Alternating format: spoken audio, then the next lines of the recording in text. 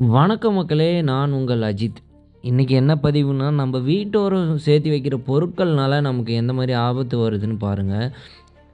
எடப்பாடி கண்ணாங்காட்லேருந்து ஒருத்தர் கால் பண்ணியிருந்தாரு. அவங்க வீடு கிளீன் பண்ணக்குள்ள அட்டைப்பொட்டிக்குள்ள ஒரு பாம்ப பார்த்ததா சொல்லி கூப்பிட்டுருந்தாங்க.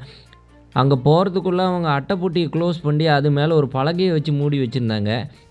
நாங்க போய் அந்த அட்டைப்பொட்டிய தொறந்து பார்க்கக்குள்ள, உள்ள இருந்தது வந்து ஒரு ராட் ஸ்னேக், அதாவது சாரை பாம்பு.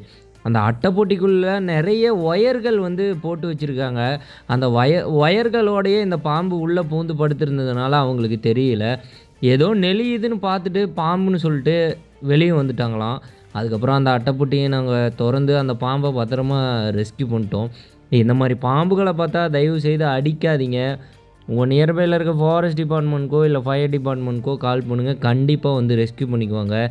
இந்த பாம்ப புடிக்கிறேன்னு சொல்லிட்டு ஏதாவது ட்ரை பண்ணி அந்த பாம்புகிட்ட கடி வாங்கிறாதீங்க. தயவு செய்து இந்த மாரி பாம்புகள பார்த்தா விலகியே இருங்க. உங்க நியர்பைல இருக்க ஃபாரஸ்ட் டிபார்ட்மெண்ட்க்கோ, இல்ல ஃபயர் டிபார்ட்மெண்ட்க்கோ கால் பண்ணுங்க.